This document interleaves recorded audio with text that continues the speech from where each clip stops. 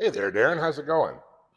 I know that I said I would keep up with some weekly blogs, and I've kind of slipped on that a bit, but I thought I'd record this quickly today to let you know how things are going on my end. Now, there's an ancient Chinese proverb that goes something like, be careful what you wish for. Or another favorite of mine, fuck around and find out. Okay, so they might not be ancient Chinese proverbs, but still, my point stands. I really wanted this opportunity for this LTO at St. Andre Bessette, and it's well documented as to why I wanted that. But I'm finding that I may have made a bit of a mistake. While the experience leading my own classroom and dealing with behaviors has been very beneficial to my development, the overall sense of the school is much, much colder than my previous school, oddly enough. I have gotten involved with the Diversity Alliance group here and have been asked to sit down on the board. But now, because this LTO is about to wind up in a few weeks, I don't know how much of an impact I'm going to have, and I do not think that I'll be coming back. There was word that I was going to be offered a second LTO in transportation, but I don't think I'm going to accept it. It's just too difficult to teach a classroom when, first of all, I'm not certified as a mechanic, so I can't really work on vehicles.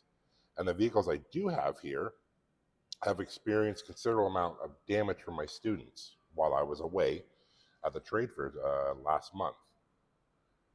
With that said, the behaviors have increasingly become better in my classroom. I have garnered some more of their respect.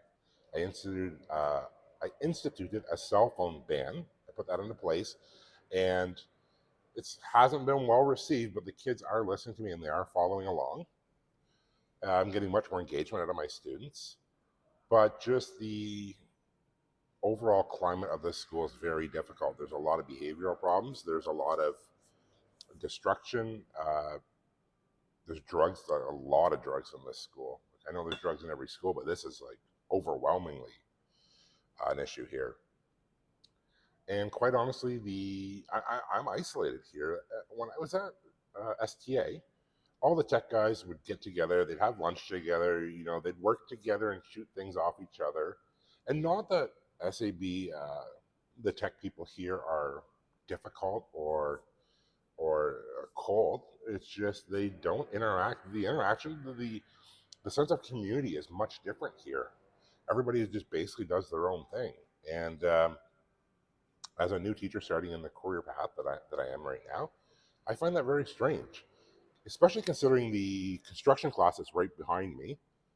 You might be picking up on some noises in the background from them working right now. They have a recent University of Windsor graduate there about 4 years ago, and I don't know. I kind of thought that he'd come in here and we'd share some stories, and he's a nice guy. Don't get me wrong, but it's just the fact that he is very familiar with the position that I am in right now, being a student at University of Windsor and being on an LTO. I thought he'd be more, not necessarily accommodating, but he'd be helping me with my transition. And it's really not the case. My tech ed virtually never checks in on me. Principals rarely ever come in here. I think they're just satisfied that I am that warm body that hasn't quit yet. So they do as little as possible, out of sight, out of mind. They don't want to rock a boat. I don't know. I just, I'm kind of disappointed in the expectations that I had. I guess I'm not disappointed with the school. I'm not disappointed with the staff. They've been very friendly, accommodating. I don't know. Maybe I set my expectations too high, and maybe I need to reevaluate, I suppose, who I am in this cog of education. I don't necessarily think that I'm important by any means at all. I don't know. I would like to think that if it was the tables were turned, and maybe because this is many years of me being a foreman in the role that I was, I did as much as possible to make it welcoming for new recruits, new workers in my line of work, having apprentices under my wing and then checking with them regularly. I kind of thought it would be the same kind of situation entering the teaching field, and it's really not here. So I don't know. they treat me like a professional, and they must think that I am doing well enough that they don't have to check in on me. That's just the way that I'm doing it now. Uh, but yeah, I was so keen to accept this LTO that I left a situation that was very good, I guess, for my development as an educator. It wasn't satisfying my needs for my social development and my social goals. But yeah, you know what? Like I said, it's not been all bad here. I have learned how to manage a classroom on my own. I've had to rely only on my own instincts. I had to pull from past experiences to get me through tough times as an educator. And I would like to think that the students do like me, that I am doing very well. They are more engaged now than they were with the previous 4 teachers that quit on them. Uh, but yeah, I don't know. It's been a rough go. So because I can't work on vehicles, I've had to resort to leaning on my construction experience and my background to get through this program. And one of the things that I'm working on right now is I'm just doing this as a demonstration for the young students, but I've built a rocket stove, and I showed this off to Tim in my previous practicum blog that I have to submit. But I made a rocket stove here, and in front of me, minus the snips, in front of me are about 40 different parts that are required to make this rocket stove. And why I introduce this to the students is because we do a lot of welding in transportation as a whole, whether it's a car exhaust, whether it's a frame, whether it's during auto body work.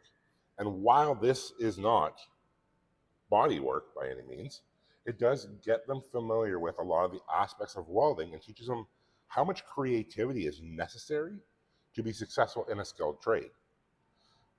These skills are transferable between construction, manufacturing, to transportation. The skill set of welding, the skill set of understanding blueprints and taking that information and applying it to a cut sheet or a layout sheet, and fabricating and problem solving as you go. I ran into a couple problems here because I didn't actually have a blueprint. I just went off some things that I saw on the internet. I just started cutting and fitting it together as I went. It did a very successful job, I would say. This has a little damper on the front to control airflow. Up here is where you put your pot or your cooking device. And back here, I got a clean out that I've installed to clean out all the ash. And what I've attempted to do here, though, is to show the limitless possibilities, I guess, when you have the skill set of welding. And a lot of my students have been welding on a trailer that I have here in the shop right now, and we're about to move on to the stage of cutting a portion of a door, and then we're going to weld a sheet metal patch on, and then bond over it and try to make it look good as new again. So it's been a ride, and I've had to lean on, like I said, I've had to lean on my strengths as a tradesperson to be successful in teaching young people some of these skills. And I would like to think they are learning quite a bit from me. It may not be the transportation class they signed up for, but I do know that they are enjoying themselves and learning a lot of different skill sets right now. So all in all, I'm going to call it a win right now. I know there's 5 weeks left to go. That attitude might change in a few weeks. But otherwise, I just wanted to check in with you, Darren. Kind of miss chatting with you on the regular, and I'm looking forward to next semester, which seems like it's still eons away. But that's my update. I hope you're doing well. I hope you are set for the holidays, however you celebrate. And I look forward to seeing you in the very near future, Darren. Talk to you soon.